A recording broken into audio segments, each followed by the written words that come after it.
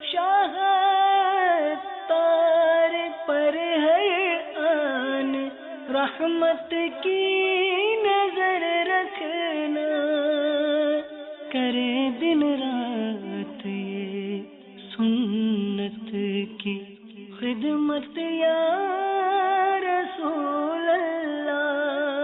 الحمدللہ رب العالمین والصلاة والسلام على سید المرسلین، اما بعد فاعوذ باللہ من الشیطان الرجیم، بسم اللہ الرحمن الرحیم۔ الصلاة والسلام علیک یا رسول اللہ وعلى آلک واصحابک یا حبیب اللہ۔ الصلاة والسلام علیک یا نبی اللہ وعلى آلک واصحابک یا نور اللہ۔ میٹھے میٹھے اسلامی بھائیوں اور اسلامی بہنوں، الحمدللہ عز وجل خالق کائنات جل جلالہ کی زمین پر عشق رسول صلی اللہ تعالی علیہ وآلہ وسلم کا مدنی جام تقسیم کرنے والے ایسے مرد کامل اب بھی موجود ہیں جو فیشن کی آفت میں گرفتار لوگوں کو پیارے مصطفیٰ صلی اللہ تعالی علیہ وآلہ وسلم کی سنت کریمہ کا اسیر بنانے کے خواہاں ہیں۔ یہ اللہ عز و جل کا خاص کرم ہے کہ اس نے ہمیں اس پرفتن دور میں تبلیغ قرآن و سنت کی عالمگیر غیر سیاسی تحریک دعوت اسلامی کا مدنی ماحول اور شیخ طریقت امیر اہل سنت ابو بلال حضرت علامہ مولانا محمد الیاس اطوار قادری رضوی دامت برکاتہم العالیہ جیسے ولی کامل کی صحبت باثر سے نوازا۔ یقیناً امیر اہل سنت دامت برکاتہم العالیہ ان عظیم ہستیوں میں سے ایک ہیں جن کی مخلصانہ جد و جہد کی برکت سے ہزاروں نہیں بلکہ لاکھوں مسلمان بالخصوص نوجوان برائیوں سے تائب ہو کے نیکیوں کی راہ پر گامزن ہو چکے ہیں۔ الحمدللہ عز و جل بلا مبالغہ امیر اہل سنت دامت برکاتہم العالیہ نے اپنے سنتوں پر بیانات کے ذریعے لاکھوں مسلمانوں کے دلوں میں مدنی انقلاب برپا کر دیا۔ لہذا تمام اسلامی بھائی اور اسلامی بہنیں اس بیان کو توجہ کے ساتھ سماعت فرمائیں۔ الحمدللہ رب العالمین والصلاة والسلام علی سید المرسلین، اما بعد فاعوذ باللہ من الشیطان الرجیم، بسم اللہ الرحمن الرحیم۔ الصلاة والسلام علیک یا رسول اللہ وعلی آلک واصحابک یا حبیب اللہ۔ الصلاة والسلام علیک یا نبی اللہ وعلى آلك وأصحابك يا نور الله۔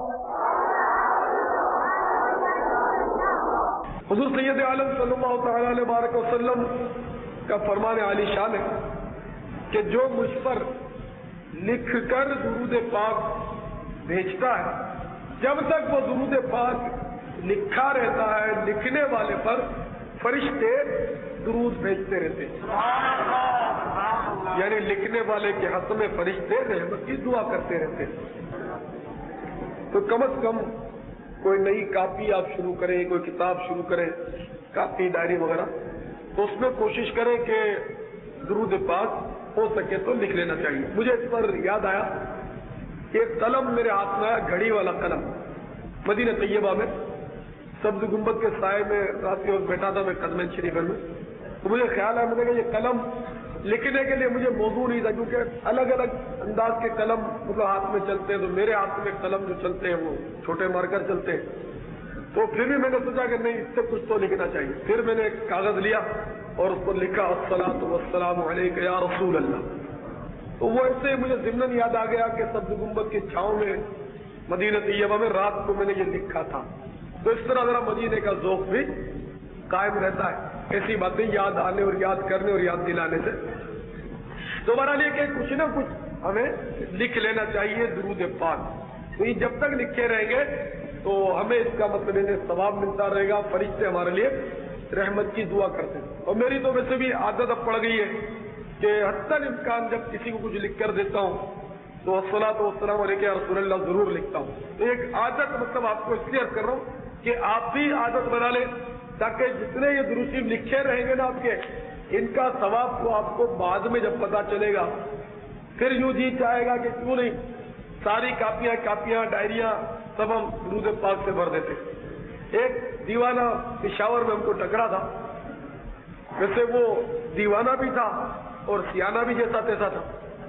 سیانہ اس لیے کہ وہ وی آئی پی تھا، وی آئی پی سمجھتے نا، ویری امپورٹنٹ پرسن، یعنی یہ تو مجھے یاد نہیں پشاور کا وہ کیا تھا، لیکن کچھ بہت بڑا آدمی تھا حکومت کے لیول پر یا جو بھی تھا مجھے یاد نہیں. تو فوراً یہ کہ جب دورہ کرتے تو لوگ ہوتے ان سے ملاقات کے چانسز ملتے، تو اس سے بھی مطلب ملاقات ہوئی، بڑی محبت سے وہ پیش آیا. تو اس نے مجھے اپنی کاپیاں اور ڈائریاں بتائی. میں بہت متاثر ہوں اس سے. اس تعداد میں بھول گیا ہوں، ہمارا اس نے بہت زیادہ تعداد بتائی درود پاک لکھنے کی. درود پاک لکھنے کی بہت زیادہ، کئی ہزار درود اس نے لکھے. اچھا، کئی ہزار بار اس نے بسم اللہ الرحمن الرحیم لکھا ہوا ہے. اس حدیث کے پیش نظر اس نے بتایا کہ وہ جو حدیث شریف ہے کہ جو بسم اللہ الرحمن الرحیم خوش خط تحریر کرتا ہے، اچھی ہینڈ رائٹنگ کے ساتھ، خوش خطی کے ساتھ جو بسم اللہ الرحمن الرحیم تحریر کرتا ہے تو اللہ تعالیٰ اس کی مغفرت فرما دیتا ہے. آپ بھی لکھ دیا کریں اچھی رائٹنگ سے، ہو سکے تو بسم اللہ شریف. تو اس نے بتایا کئی بسم اللہ شریف لکھی اس نے. پھر اس نے اپنے خطاطی کے وہ نمونے دکھائے مجھے، بسم اللہ شریف وہ کئی انداز پر اس نے لکھا وہ مجھے بتایا. تو آپ نے دیکھا ہو کئی انداز میں لوگ بسم اللہ شریف لکھتے ہیں، آیتیں لکھتے ہیں، درود شریف لکھتے ہیں. اب یہ کہ جائز انداز ہونا چاہیے، کسی پرندے کی شکل میں بھی لکھتے ہیں بسم اللہ شریف، تو یہ نہیں لکھنا چاہیے. وہ دیوانے کی بات کر رہا تھا میں، ہوشیار دیوانے کی، سیانے دیوانے کی، جو بڑا ہے نا سرکاری آدمی تھا، VIP تھا. اس نے اب لکھنا شروع کیا تھا قرآن شریف ہاتھ سے اپنے، اور کافی لکھ چکا تھا وہ. تو بچی اس کی ماشاءاللہ کتابت بھی قابل تھی. تو دیکھا میں نے کہ کوئی اتنا پاورفل آدمی اور اتنا مطلب ہے کہ اونچا آدمی، ایجوکیٹڈ آدمی اور سرکاری آدمی، اور کیسا دیوانا ہے یہ لکھے جائے. تو قرآن شریف کی اس نے بہت سارے اوراق مجھے دکھائے گا، دیکھو یہ میں نے لکھے، اور انشاءاللہ میں پورا قرآن ہاتھ سے لکھ کر ختم کروں گا. اور مجھے کہا تھا کہ ایک ڈائری میں اپنے ہاتھ سے یہ لکھے ہوئے درود شریف وغیرہ جو ہے تو ایک ڈائری آپ کو دوں گا میں، لیکن پھر اس نے دی نہیں، شاید بھول گیا. تو بہرحال کہ رنگ رنگ کے لوگ ہیں، اللہ تعالیٰ کس نیکی کو قبول کر لے. اس کی ایک دیوانگی تھی اور وہ اس طرح کر رہا تھا. اور ہم لوگ تو بہرحال یہ کہ سستی کرتے، ہر کام میں سستی کرتے ہوئے ہو ہی نہیں پاتا. اللہ ہمیں بھی توفیق دے کہ کبھی کبھی مضمون کے شروع میں ہی درود پاک لکھ دیا، اللہ کرے. تو درود پاک جب بھی لکھیں تو میرے اسلامی بھائیوں یہ یاد رکھیں کہ پورا لکھیں. یہ آپ سواد اور آدھا جو لکھتے نا، یہ ساری یہ کنجوسی سے نہیں، یعنی اس کنجوسی کا تو ہر کتاب میں مظاہرہ، کوئی سی کتاب آپ اٹھا سب میں سواد، وہ بھی آدھا سواد صلی اللہ علیہ وسلم کی جگہ. تو یہ یاد رکھیں کہ جب حضور سید عالم صلی اللہ تعالیٰ علیہ وسلم کا نام نامی اس میں گرامی ہم لکھیں گے تو اس کے ساتھ کم از کم صلی اللہ علیہ وسلم لکھیں. یہ چھوٹا درود ہے، یعنی کہ الفاظ کے لحاظ سے چھوٹا ہے. معاف کیجیے کوئی مجھے پکڑ نہ لگے درود کو اس سے چھوٹا کہہ دیا. درود چھوٹا ہو ہی نہیں سکتا، وہ عظیم تر ہے، لیکن اس میں الفاظ کم ہے صلی اللہ علیہ وسلم. تو کم از کم صلی اللہ علیہ وسلم پورا لکھیں. اس کی جگہ سواد لکھنا حرام ہے، صلعن لکھنا بھی حرام ہے. انہوں نے یہ سواد لکھا ہے نا، اس پر وہ مطلب توبہ کر لیں. اور آپ بھی اگر لکھتے رہیں تو اس سے توبہ کریں، اللہ سے معافی مانگیں، سرکار سے بھی معافی مانگیں کہ ہمیں پتہ نہیں تھا آتا کہ آپ پر درود پاک لکھنے میں ہم بخل کرتے رہے، کیسے نادان رہے. تو صلی اللہ علیہ وسلم پورا لکھا کریں. سواد لکھنا، سلم لکھنا سرکار کے اسم مبارک پر یہ حرام ہے. اور بدقسمتی سے اس میں امت گرفتار ہے. کیا عوام کیا خواص، عام طور پر ہم لوگ مطلب اس بات کا مظاہرہ کر رہے ہیں، حالانکہ بڑی بڑی کتابوں میں، بے شمار کتابوں میں، کہ سب سے پہلے جس بدنصیب نے یہ مخفف، یہ شارٹ فارم ایجاد کیا تھا سواد، سب سے پہلے درود پاک کی جگہ جس نے سواد ایجاد کیا تھا، اس وقت کے قاضی شہر، وہ بڑے عاشق رسول تھے. پہلے تو اچھے حکمران ہوتے تھے، وہ قاضی جو تھے وہ بڑے عاشق رسول تھے، دین کو جانتے تھے، سمجھتے تھے. تو ان کو بڑا ناگوار گزرا کہ اس ظالم نے ہمارے آقا مولا صلی اللہ علیہ وسلم کے درود کو شارٹ فارم کر دیا، سواد بنا دیا اس نے، اس کے ہاتھ کٹوا دیے. ایک تو وہ عشاق ہوتے تھے حکمران، اور آج کل تو سبھی یہ جرم کرتے، ہاتھ کس کے کاٹے جیسا. سمجھاؤ، لاکھ بار سمجھاؤ، پھر بھی لوگ نہیں سمجھتے. تجربہ مجھے کتنی بار سمجھاؤ، لکھ کر بھیجو، لیکن خط جب بندہ لکھتا ہے تو وہی آدھا سواد پہلے ہی دل جلا رہا ہوا ہمارا، وہ آدھا سواد منہ چڑھا رہا ہے. لکھا تجربہ ہے، خط آتے نا مجھے تو لکھتا ہوں کہ بھائی یہ سواد نہیں لکھا کرے، پورا دوسری لکھا. پھر بھی جب جناب کا خط آئے گا تو وہی آدھا سواد پہلے لٹکا ہوا ہے اوپر ہی. مطلب آج ابھی ایک 4 صفحے کا فل اسکیپ ملا دونوں طرف, مطلب ساتھ پڑھنا شروع کیا. میں نے رکھا, میں نے کہا فرصت سے پڑھوں گا. اس میں کوئی سواد میں نے دیکھا نہیں ہے, میں نے اندر ہے پڑھ رہا تھا میں. لیکن یہ عرض کر رہا ہوں کہ جب ہم اتنا لکھ سکتے ہیں 11 12 فل اسکیپ کے مجھے مطلب لیٹر ملتے ہیں, تو ہمارا یہ کہ جب اتنا سارا لکھ سکتے ہیں تو ہم نہیں لکھ سکتے تو نہیں لکھتے تو صلی اللہ علیہ وسلم نہیں لکھ سکتے. آدھی سیکنڈ کا کام ہے, چوتھائی قطرے اتنی بھی سیاہی خرچ نہیں ہوگی ہماری. سیکنڈ لگے گا ایک صلی اللہ علیہ وسلم لکھنے میں, کیا سے لکھے. تو پیارے اسلامی بھائیوں, صلی اللہ علیہ وسلم پورا لکھا کیجیے. میں نے پڑھا کہ ایک شخص صلی اللہ علیہ وسلم کی جگہ سواد لکھتا تھا, سواد. تو سواد لکھنے والے کے ہاتھ میں آکلے کا مرض پیدا ہو گیا, ہاتھ اس کا چڑھ گیا. تو اس طرح مطلب ہے کہ بعض اوقات عطاب آئے. ایک شخص کتابت جب کرتا تھا تو صلی اللہ علیہ لکھتا تھا, وہ سلم نہیں لکھتا تھا, صلی اللہ علیہ. تو اس کو بھی حضور سید عالم صلی اللہ تعالیٰ علیہ وسلم کی خواب میں زیارت ہوئی, اور سرکار نے تنبیہ فرمائی کہ تم اتنی بخل کیوں کرتے ہو. صلی اللہ علیہ وسلم پورا لکھا. تو ہمیشہ آپ صلی اللہ علیہ وسلم پورا لکھا کریں, سواد وغیرہ نہ لکھا کریں. اچھا, اب اپنا نام ہوتا ہے, اب محمد الیاس قادری, تو میرے نام پر یہ سواد جڑ دیتے ہیں. میں تو غلامان محمد ہوں صلی اللہ علیہ وسلم. اب مجھ پر سواد کا اشارہ کیا مانے, یا اپنا نام لکھتے صاحب اقبال احمد, پھر احمد پر سواد لگا دوں. بھائی تم ہو کیا, تم پر صلی اللہ علیہ وسلم کا اشارہ کیا مانے. آخر اللہ نے یہ بھی تو دیے نا عقل بھی, انسان اس سے بھی تو سوچے. انہیں اور معاملات میں تو پورا ہم لوگ یعنی کہ دماغ کی دہی کر دیتے ہیں, لیکن جہاں یہ سنتوں کی باتیں آتی ہیں, جہاں عشق کے معاملات آتے ہیں, وہ ہماری کھوپڑی کام ہی نہیں کرتی. بس بالکل وہ 1.5 4.5 ڈبل ہے, جانے دیتے ہم جو مرضی میں آتا ہوں. تو ذرا سوچا کریں, اپنے ناموں پر کسی کے ناموں پر سواد ہرگز نہ لکھا کریں. یہ تو صرف نبی کے لیے صلی اللہ علیہ وسلم. اب دوسرے مخفف جو ہیں وہ بھی ذرا سن لیں کہ رضی اللہ عنہ کی جگہ بھی رے اور آدھا زواد لکھتے ہیں. یہ بھی بدقسمتی ہے. اولیاء کرام کے اسماء گرامی کے ساتھ رے اور آدھا ہے رحمت اللہ علیہ پورا لکھا کریں. اور اللہ تبارک و تعالی عز و جل کا اسم گرامی لکھتے ہیں تو آدھا جیم لٹکا دیتے ہیں. یار ہو کیا گیا. پھر اللہ تعالیٰ تو قرآن عظیم میں فرماتا ہے کہ پورے سمندر سیاہی ہو جائے اور اس کے اگر کلمات لکھے جائیں تو بھی اس کے کلمات نہیں لکھے جا سکتے. قرآن شریف کے آئے تھے. تو پورا سمندر بھی اللہ کی تعریف نہیں کر سکتا, اور تم اتنا بخل کرتے ہو جی کو بھی آدھا. یعنی کہ انسان سوچتے تو یہ سارے مسائل خود بھی حل ہو سکتے. تو پورا جل جلالہ لکھا ہے. لوگ پڑھتے ہیں جل جلالہ نہیں ہے, جل لام پر زبر, جل جلالہ, یہ بھی آپ یاد رکھیں. اور عز و جل نہیں ہے, عز و جل, عز و جل. ایک پہلے بھی پرچی آئی تھی, آج بھی آئی ہے, میں ذرا اس کی وضاحت کر دیتا ہوں. یہ سگے مدینہ پر یہ سمجھنا چاہتے ہیں, کبھی کبھی خطوط بھی آتے ہیں اس طرح کے, تو میں وضاحت کروں. سگے مدینہ میں اپنے آپ کو لکھتا ہوں. تو انسان تو اشرف المخلوق آتے ہیں, اس کو سگ بنا دینا, کتا کہہ دینا, اس لیے شاید وہ لکھا ہوگا. یا لوگوں کو ذہن میں آتا ہے کہ سگے مدینہ ہی کیا ہوتا ہے. اب سگ کے معنی کتا ہے, وہ تو پھر اہل علم سمجھتے ہیں کہ سگ کے معنی کتا, آپ لوگ سمجھتے ہوئے. تو بعض لوگ سگے مدینہ کے معنی میرے بارے میں شاید یہ لیتے ہیں کہ مدینے والے کا سگا ہے یا مدینے کا سگا. تو سگ کے معنی کتا ہوتا ہے, سگا نہیں ہوتا, رشتے دار نہیں ہوتا.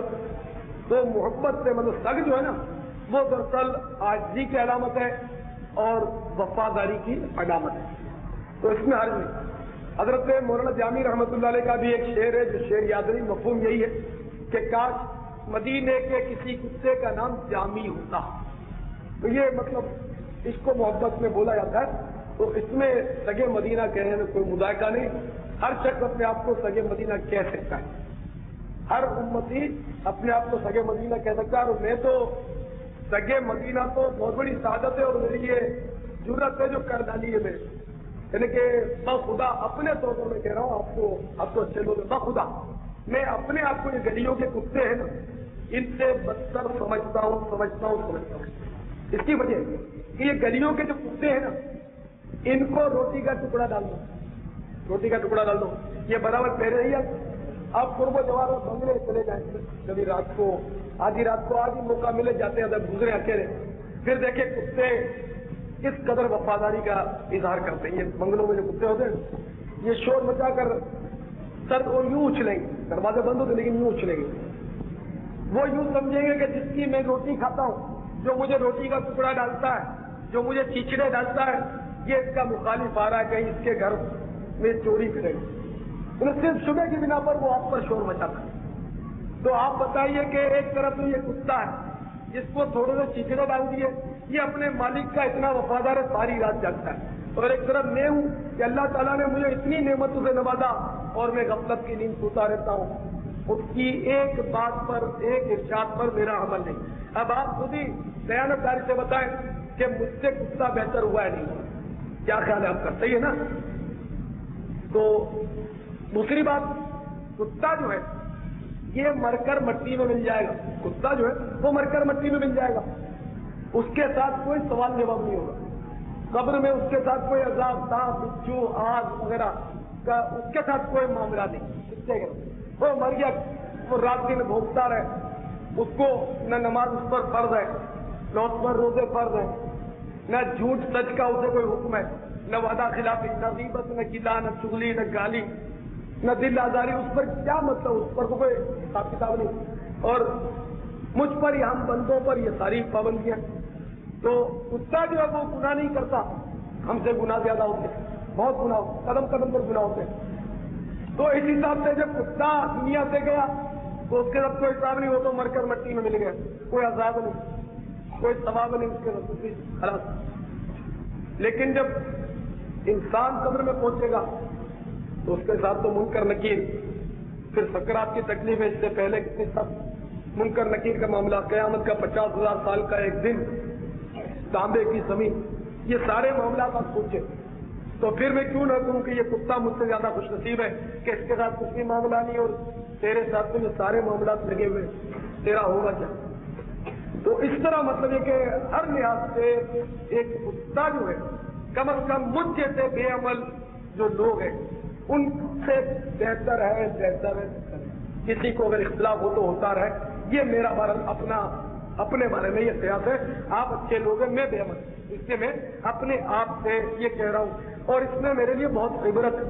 سیدنا صدیق اکبر رضی اللہ تعالیٰ عنہ بعض اوقات فرماتے کہ کاش میں ایک پرندہ ہوتا، ایک شاخ سے اڑ کر دوسری شاخ پر بیٹھتا اور اس کا میوہ کھاتا، پھل کھاتا، نہروں سے پانی پیتا. کاش میں انسان نہ ہوتا، تو انسان ہو کر اب یہ سوال جواب، قبر، برزخ، یہ سارے معاملات. فاروق اعظم رضی اللہ تعالیٰ عنہ فرماتے کاش میں دمبا ہوتا، مجھے کھلا پلا کر خوب فربا کیا جاتا، موٹا تازہ کیا جاتا، پھر مجھے ذبح کر دیا جاتا. آج جب گائے بکری ذبح ہوتی ہے تو ہمیں اس پر ترس آتا ہے، یہ کچھ بھی تکلیف. موت کا ایک جھٹکا جو ہے نا وہ تلوار کے 1000 وار سے سختر ہے جو انسان پر موت تاری ہو. تو یہ گائے بکری پر جو چھری چلی وہ کچھ بھی نہیں اس کے مقابلے میں جس انسان پر سکرات تاری ہو، ہمیں پتہ نہیں چلتا، اس کو فرشتے دبوچے رہتے. تو یہ سارے ایسے ہولناک معاملے کہ پھر بھی ہمیں نیند آ جاتی ہے، ایسے ہم لوگ غافل. تو میرے پیارے اسلامی بھائیوں، فاروق اعظم فرماتے ہیں کہ میں کاش دمبا ہوتا، مجھے فربا کیا جاتا اور پھر مجھے ذبح کر دیا جاتا، کچھ گوشت کھا لیا جاتا، کچھ دکھا لیا جاتا. کاش میں انسان ہوں. تو یہ تو ہمارے اسلاف کے مطلب ہے کہ معاملات اس قسم کے اقوال اس میں تاریخ الخلفاء میں علامہ سیوطی رحمۃ اللہ نے صدیق اکبر فاروق اعظم کے تو ہیں یہ اقوال. تو بارہ یہ کہ میرے اسلامی بھائیوں اس میں کوئی مذاکرہ نہیں، ہمیں یہ کرنا ہی چاہیے. اس کو ایک طرف تو عاجزی بھی ہم کہہ سکتے ہیں اور دوسری طرف یہ کہ اپنے لیے ایک مطلب ذریعہ عبرت بھی ہم کہہ سکتے ہیں کہ ہم مطلب اس طرح جب سوچ بنائیں گے اپنی کہ مجھ سے جانور بہتر ہے، مجھ سے جانور بہتر ہے، تو ہمارے تکبر کی اس میں کاٹ ہوگی کہ تو پھولتا کس بات پر، تو جھولتا کس بات، وہ ہے کیا تیرے جو یہ گلی کا کتا جو اس کو لوگ ڈھیلے مار کے بھگاتے، وہ کو کر کے بھاگ جاتا، وہ کس سے بہتر ہے. تو اس طرح مطلب یہ ہماری اصلاح کے لیے میں چلی بات کوئی کتا ہوتا، کاش ہوتا نہ میں انسان مدینے والے. تو میرے پیارے اسلامی بھائیوں، درود پاک لکھ کر بھیجنے کی میں نے آپ کی خدمت میں فضیلت عرض کر دی، اس پر آپ مطلب توجہ فرمائے گئے۔ حضرت سلمہ رضی اللہ تعالیٰ عنہ یہ صحابیہ ہیں، اور حضرت ابو رافع رضی اللہ تعالیٰ عنہ یہ صحابی ہیں۔ تو حضرت ابو رافع رضی اللہ تعالیٰ عنہ کی زوجہ محترمہ حضرت سلمہ رضی اللہ تعالیٰ عنہ سرکار مدینہ صلی اللہ تعالیٰ علیہ وسلم کی خدمت بابرکت میں حاضر ہوتی ہے اور عرض کرتی ہیں رسول اللہ صلی اللہ علیہ وسلم، گھر کے کام کاج میں ہم لوگ مشغول ہوتی ہیں، آپ ہمیں کوئی ایسا آسان ورد بتا دیں کہ وہ بھی آسان مختصر سے وقت میں ہو بھی جائے اور ثواب بھی بہت زیادہ اس میں ملے۔ تو سرکار مدینہ صلی اللہ تعالیٰ علیہ وسلم نے اس کو جو کچھ تعلیم فرمایا واقعی وہ ہمارے لیے بھی بہت پیاری چیز ہے۔ سرکار نے ارشاد فرمایا کہ 10 بار کہہ لیا کرو اللہ اکبر۔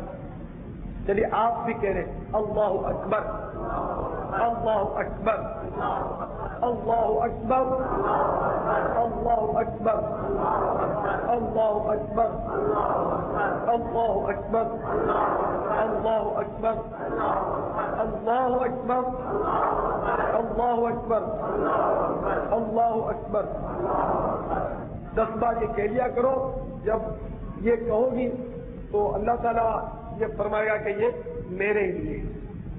اسی طرح فرمایا کہ 10 بار کہہ لیا کرو الحمدللہ، 10 بار کہہ لیا کرو لا الہ الا اللہ۔ تو 10 بار الحمدللہ کہو گی جب بھی اللہ تعالیٰ فرمائے گا کہ یہ تو میرے لیے۔ اور لا الہ الا اللہ جب 10 بار کہو گی اللہ اکبر، سبحان اللہ اور لا الہ الا اللہ۔ آخر میں فرمایا سرکار نے کہ 10 بار کہہ لیا کرو اللہم اغفر لی، 10 بار کہہ لیا کرو اللہم اغفر لی۔ تو یہ مجھے کس طرح ہے، اس میں سرکار نے ارشاد فرمایا صلی اللہ تعالیٰ علیہ وسلم کہ جب اللہم اغفر لی کہو گی تو اللہم اغفر لی کے معنی اے اللہ میری مغفرت فرما، اے اللہ مجھے بخش دے۔ تو جب اللہم اغفر لی کہو گی تو اللہ تعالیٰ فرمائے گا کہ ہاں میں نے تجھے بخش دیا۔ تو 10 بار ہم بھی کہہ رہے ہیں، وہ بھی بتا دے گا کہ ہاں میں نے بخش دیا، ہاں میں نے بخش دیا۔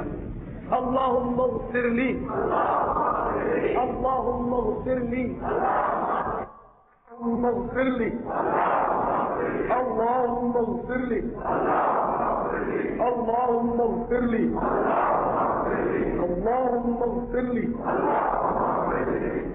میرے پیارے اسلامی بھائیوں، اس دنیا میں بہت سی چیزیں ایسی ہیں جو بہت بڑی ہیں اور ہم انہیں یہ سمجھتے ہیں کہ بہت ہی عظیم ہیں، بہت ہی بڑی ہیں، وسیع ہیں۔ مثلا پہاڑ، بہت بلند و بالا پہاڑ ہوتے ہیں۔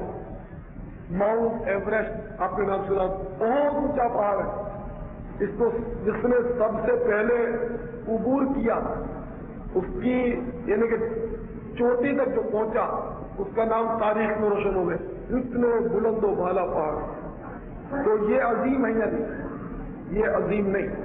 اللہ تعالیٰ فرماتا ہے اگر ہم اس قرآن کو پہاڑ پر نازل فرماتے تو پہاڑ جھک جاتا اور خشیت سے، ہیبت سے ریزہ ریزہ ہو، اس کو برداشت۔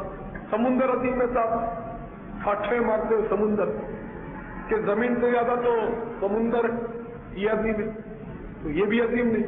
جیسا کہ میں نے پہلے عرض کیا کہ اللہ تعالیٰ کے کلمات اگر پورے سمندر کی سیاہی بن جائے اور لکھنا شروع کر دیں تو وہ مطلب سمندر تو خشک ہو جائیں، ختم ہو جائیں، لیکن اللہ تعالیٰ کے کلمات ختم نہ ہوں گے۔ کیا یہ دنیا عظیم ہے جس میں سمندر بھی شامل ہے، پہاڑ بھی شامل ہے، سونے کی کانیں ہیں، چاندی کی کانیں ہیں، لوہے کی کانیں ہیں، فلک بوس عمارتیں، عظیم الشان گل و گلزار باغات ہیں، چشمے ہیں، بہت وسیع ترین زمین ہے، بہت زبردست اس میں دریا ہے، بڑے بڑے صحرا، آسمان بھی اس دنیا میں 7 آسمان اسی میں شامل ہے، عرش بھی ہے، سب کچھ بڑے بڑے ریل ڈول کے ہاتھی جیسے انسان ہے، دولت کی ریل پھیل ہے، بڑی بڑی نعمتیں اس میں۔ تو کیا یہ دنیا عظیم ہے؟ تو اللہ تعالیٰ کے قرآن میں تلاش کیا تو اس کی عظمت کا بھی پتہ نہیں چلا۔ کیونکہ اللہ تعالیٰ نے تو صاف فرما دیا قل متاع الدنیا قلیل، اے محبوب تم فرما دو کہ دنیا کی متاع تو بہت ہی تھوڑی، قلیل تھوڑی. تو یہ جب ساری چیزیں اتنی بڑی بڑی جو ہمیں نظر آ رہی ہیں یہ سب قلیل ہے، تھوڑی ہے، تو اے اللہ آخر کچھ عظیم بھی ہے یا نہیں جسے تو عظیم فرمائے. تو پھر قرآن کی برکردانی کی تو ایک آیت مقدسہ پر نظر جم گئی. قرآن کہہ رہا انک لعلی خلق عظیم، بے شک ہے محبوب تیرے اخلاق عظیم ہیں. اخلاق مصطفیٰ کے آگے صلی اللہ علیہ وسلم کائنات کی ہر چیز چھوٹی ہے، قلیل ہے، اور میرے آقا کے اخلاق عظیم ہیں. قربان جائیے امام اہل سنت اعلی حضرت فاضل بریلوی رحمۃ اللہ علیہ فرماتے ہیں تیرے خلق کو حق نے عظیم کہا، تیری خلق کو حق نے جمیل کیا.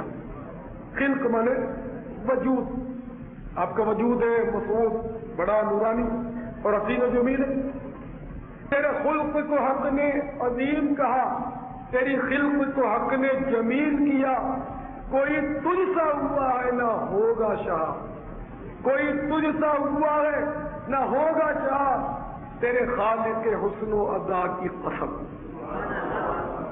تو میرے آقا مولا صلی اللہ تعالیٰ علیہ وسلم کے اخلاق بڑے عظیم ہیں، زبردست عظیم. اور انہی اخلاق کریمہ کی نورانیت اور روشنی سے آج ہم لوگ مسلمان ہیں. تو میں آج اخلاق مصطفیٰ صلی اللہ تعالیٰ علیہ وسلم سے کچھ روشنی حاصل کریں گے. میں کہوں کہ میں اخلاق مصطفیٰ پر روشنی ڈالوں گا، میں گھر جا کر بیٹھا رہا ہوں میں ہوں کیا؟ تو وہ کہنا یہ چاہیے کہ میں اخلاق مصطفیٰ سے روشنی حاصل کروں گا تو میرے مقدر ہوئی تو ہم ابھی انشاءاللہ اخلاق مصطفیٰ سے روشنی حاصل کریں گے، نہ کہ روشنی ڈالیں گے. ٹھیک ہے؟ تو میرے آقا مولا صلی اللہ تعالیٰ علیہ وسلم کا اخلاق کریمہ اللہ اکبر، اور اسلام پھیلا بھی سرکار کے اخلاق کریمہ. جو لوگ یہ کہتے ہیں کہ اسلام تلوار سے پھیلا وہ بھول کر، وہ بھول میں، یعنی کہ بالکل بچہ بھی سمجھتا ہے کہ تلوار سے جسم پر تو قابض ہوا جا سکتا ہے، سر پر بھی قبضہ ہو سکتا ہے، وہ ہاں ملا دے ڈر کر خوف کے، لیکن تلوار سے کسی کا دل جیتا جا ہی نہیں سکتا. اول کیا آپ کسی سے کہیں کہ تم مجھ سے دوستی کرتا نہیں ہار مت، تو وہ اگر آپ کمزور ہے اور وہ زبردست ہے تو خوف کے بارے میں ہمارے آپ اس کی خوشامد تو کرتے رہیں گے، دوستی بھی کریں گے، لیکن دل سے آپ کبھی بھی اس سے محبت نہیں کریں گے. دل سے تو آپ اڑتے رہیں گے اس طرح کہ کب موقع ملے میں کوئی یہ کر دوں وہ کر دوں. ٹھیک ہے نا؟ تو یہ کہ میرے اسلام بھائیوں، تو تلوار سے جو ہے اسلام نہیں پھیلا، بلکہ اسلام جو ہے وہ حضور سید عالم صلی اللہ تعالیٰ علیہ وسلم کے اخلاق کریمہ سے. اور آج بھی جو آپ سنتوں کا یہ بیان کرتے ہیں، سنتوں کے لیے لوگوں کو جمع کرتے ہیں، تو یہ سارے کے سارے اسلامی بھائی لوگ جمع ہیں، وہ آپ کے اخلاق یا جمع ہو. یہ نہیں کہ کوئی ٹھوس دھمکی سے آیا ہو، کسی کو آپ گھسیٹ کر اٹھا کر لے آئے اس میں، بلکہ آپ محبت سے دعوت دیتے رہتے ہیں، لوگ جمع ہوتے ہیں. تو یہ محبت. ایک گڑیا اپنے سر پر سامان کا اکٹھا اٹھائے کھڑی ہے اور ہم آنے جانے والے سے کہہ رہی ہے کہ بھائی مجھے فلاں منزل تک پہنچا دو. اب لوگ کترا جاتے ہیں. ایک خوبصورت نوجوان نکلتا ہے، اس کو بلاتی ہے کہ بھائی یہ وہ سامان میرا اٹھوا کر فلاں منزل تک پہنچا دو. تو اس خوبصورت جوان نے ہنسی خوشی اس سامان کو اپنے کندھے پر اٹھایا اور گڑیا کے پیچھے چل پڑا. کسی منزل پر آ کر وہ گڑیا رک گئی، سامان اتروایا اور شکریہ ادا کرتے ہوئے کہا کہ تم بڑے بھلے آدمی معلوم ہوتے ہو، شکل و شباب سے بھول پن اور سادہ لوہی ٹپکتی نظر آ رہی ہے. بیٹے میں ایک نصیحت تمہیں کرتی ہوں کہ دراصل ایک جادوگر مکہ مکرمہ پیدا ہو گئے. وہ کہتی ہے تو جادوگر پیدا ہو گیا ہے، میں اسی سے بھاگ کر آئی ہوں یہاں پر، کیونکہ بات یہ کہ وہ ہمارے معبودوں کو برا بلا کہتا ہے، تو ہمارے خداؤں کو برا بلا کہتا ہے، اور اس کی بات میں اتنا اثر ہے کہ جو اس کی بات سنتا اس کا ہو جاتا ہے. تو اس لیے میں تمہیں بیٹے نصیحت کرتی ہوں، تم تو بولے والے ہو، تم جلدی آ جاؤ مجھ کی باتوں میں بھی، تو اس شخص سے تم ملنا مت، اس شخص سے ہرگز مت ملنا. اور وہ بنو ہاشم سے عبداللہ کا بیٹا، اس کا نام محمد ہے. تو وہ نوجوان بڑے اطمینان سے اس کی باتیں سنتا رہا. جب وہ، کیونکہ اس نوجوان کی عادت تھی کہ وہ کسی کی بات نہیں کاٹتا تھا جب تک اگلا اپنا مضمون پورا نہ کر لے. جب اس نے بات پوری کی تو اس نوجوان کے ہونٹوں پر تبسم کھیلنے لگا اور اس نے کہا کہ محترم، جس عبداللہ کے بیٹے سے بات کر تم یہاں آئی ہو وہ تو میں خود ہوں، محمد صلی اللہ علیہ وسلم. اب وہ جب سنتی ہے تو اس کی تو حالت عجیب ہو جاتی ہے، کانپنے لگتی ہے اور کہتی ہے کہ اگر واقعی تم محمد بن عبداللہ ہو صلی اللہ علیہ وسلم تو تمہارے اخلاق واقعی ایسے ہیں کہ تم کبھی غلط بات کہہ ہی نہیں سکتے، تم مجھے بالکل سچے معلوم ہوتے ہو. اس نے پڑھا اشہد ان لا الہ الا اللہ واشہد انک رسول اللہ.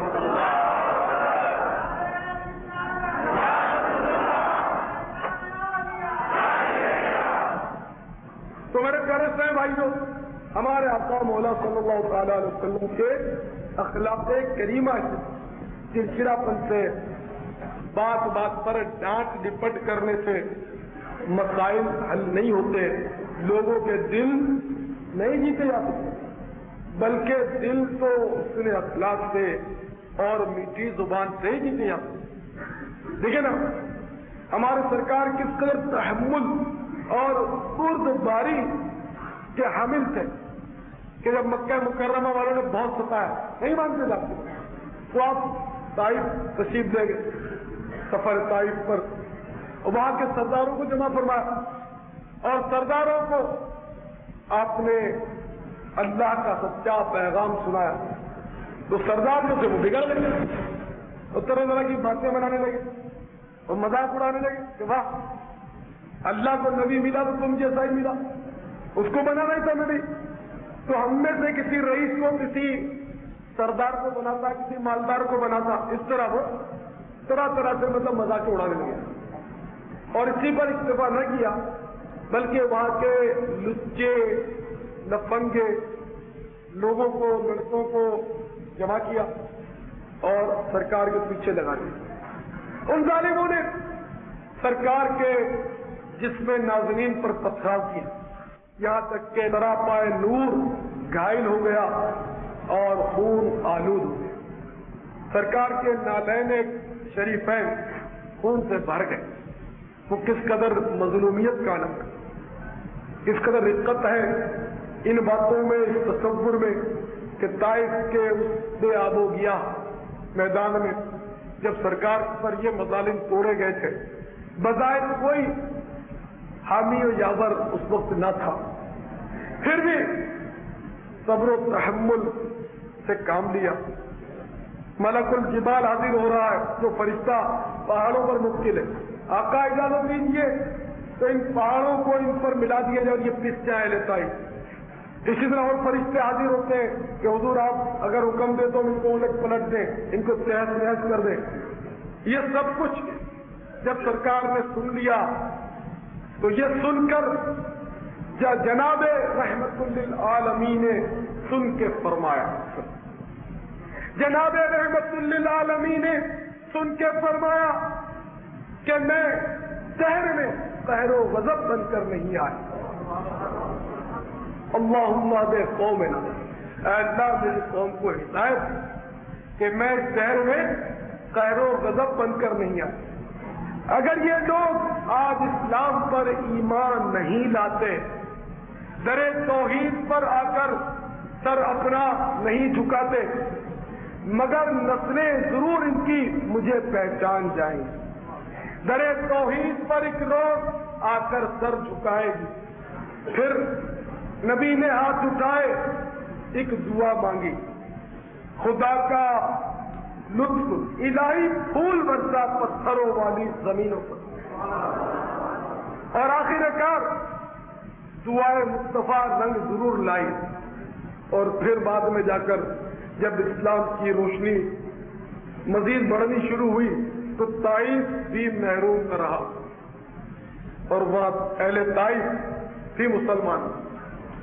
تو مزہ بھی اس میں ہی صبر کرنے کا مزہ, اور حقیقی صبر بھی وہی ہے کہ جب انسان کچھ کر سکتا ہو اور نہ کرے.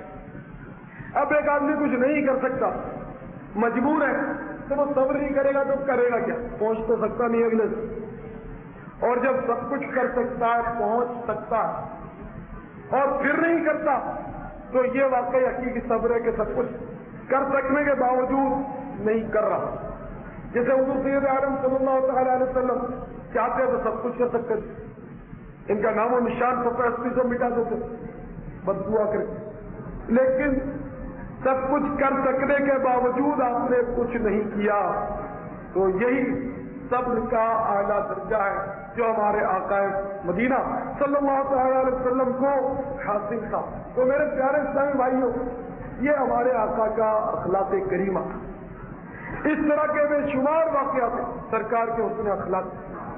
عصائے کلیم اژدہائے غضب تھا, گروہ کا سہارا عصائے محمد.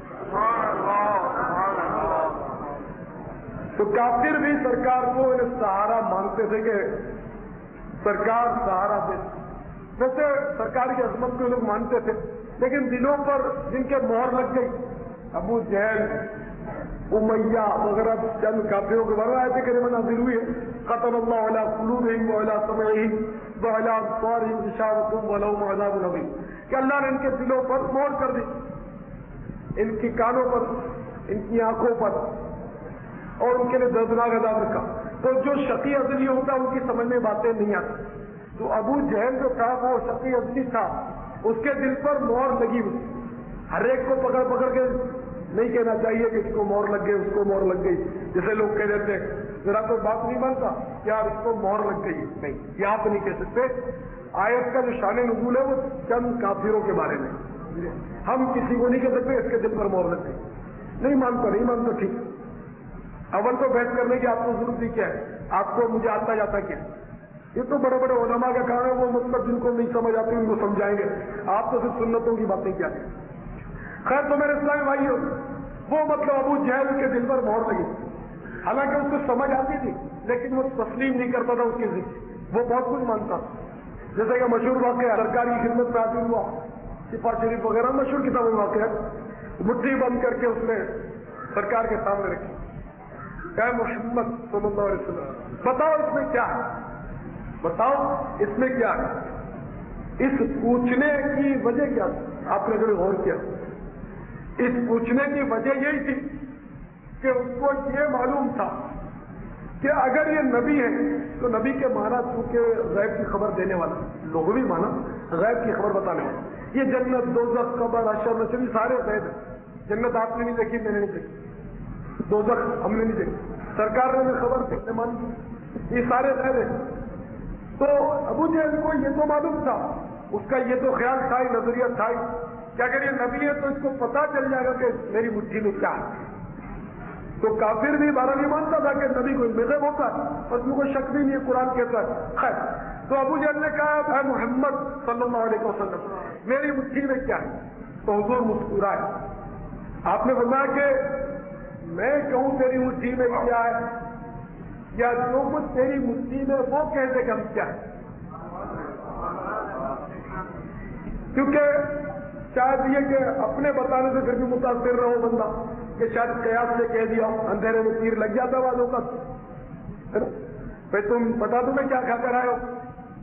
اب میرے ایسے کو پوچھے کہ بھائی کیا کھا کر آئے ہو, میں بتا دوں.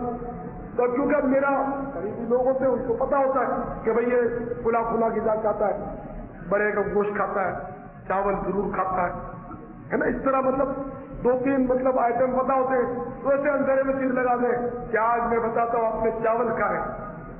تو اگر کوئی کہتے کھڑوں پہ جا کر کہ آپ نے, میں بتا سکتا ہوں چاول کھائے, ہو سکتا ہے بات صحیح نہیں کہہ رہا, اندھیرے میں تیر لگ جائے خیال سے.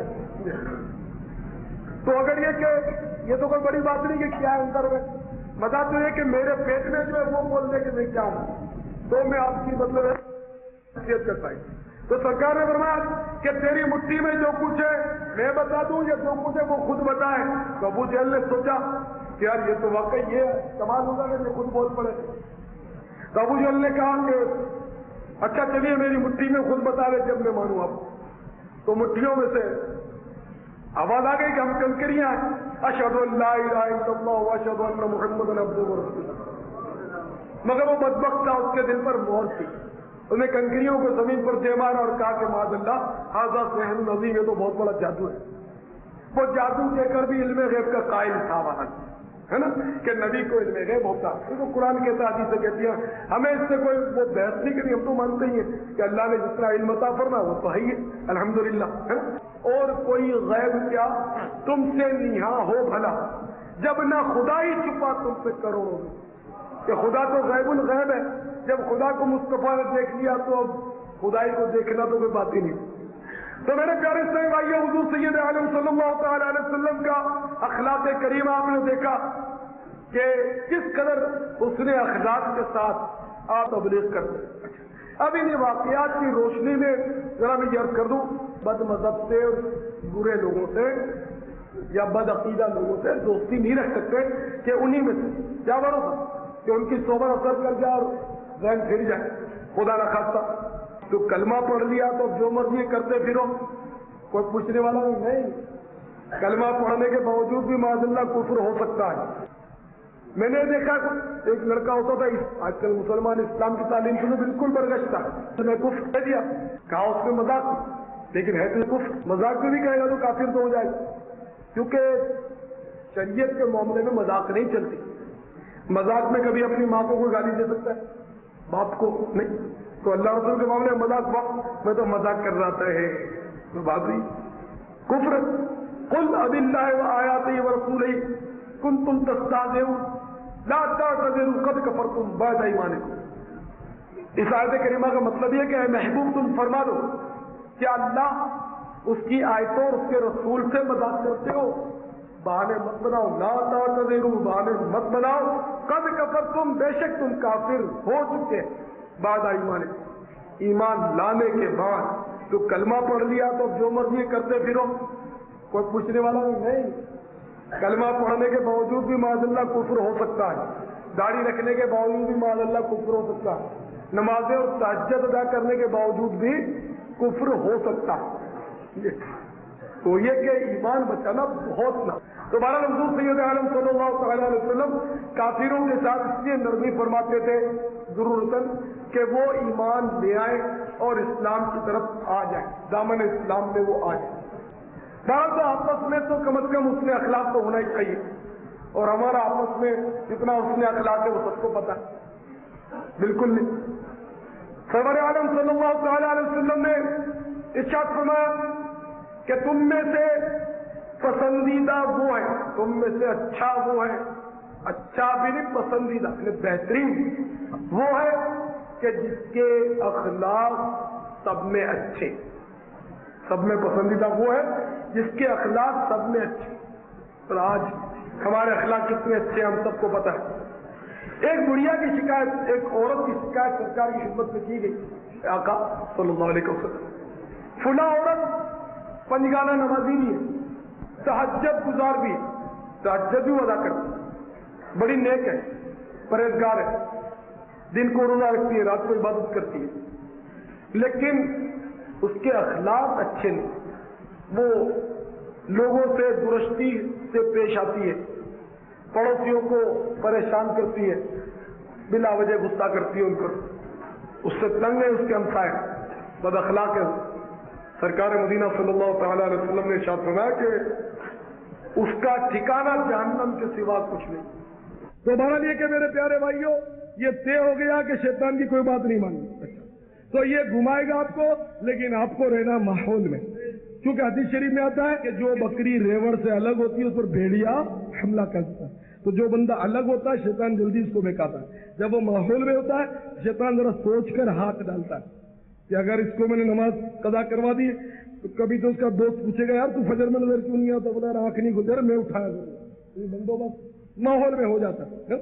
تو اسی طرح داڑھی بھی آپ نے رکھ لی تو ماحول میں رہو گے تو دوسرے داڑھی والوں کو دیکھ کے ذرا جھارس بندی رہے گی، ذرا ہمت رہے گی، اور اگر آپ آگے پیچھے کرو گے تو وہ ذرا سمجھا بھی دے گا انشاءاللہ محبت سے، پیار سے.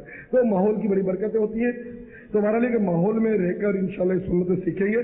ہر جمعرات کو اجتماع ہمارا ہوتا ہے اور شیطان وہاں آنے نہیں دیتے. تو میری پیاری بہنوں، اگر آپ میں سے خدا نہ خواستہ کوئی ایسی بہن ہے میری کہ جو اجتماع میں نہیں آنے دیتی، اگر تمہاری وجہ سے وہ دین سیکھنے سے محروم رہ گیا تو تمہیں تو یہ بتائے گا کہ کیسے مطلب یعنی کہ کتنے بھی سسود ہیں.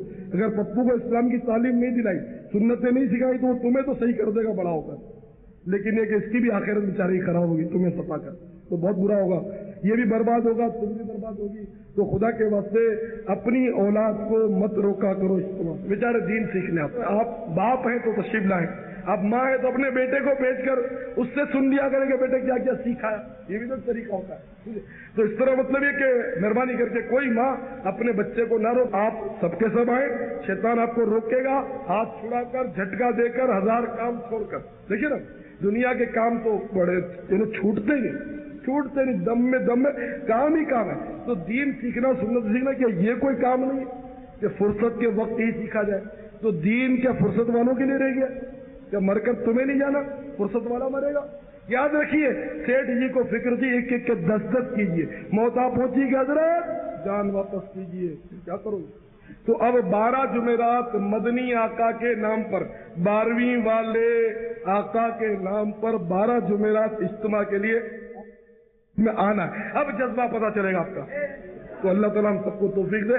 بہرحال 12 اور 13 تو اب کرنی ہے پوری انشاءاللہ، لیکن بہرحال یہ تو یہ کہ انشاءاللہ عادت پڑ جائے گی تو ہمیشہ زندگی بھر کریں گے. اللہ تعالیٰ ہم سب کو پیارے حبیب صلی اللہ تعالیٰ علیہ وسلم کی سنت پر عمل کرنے کی توفیق عطا فرمائے.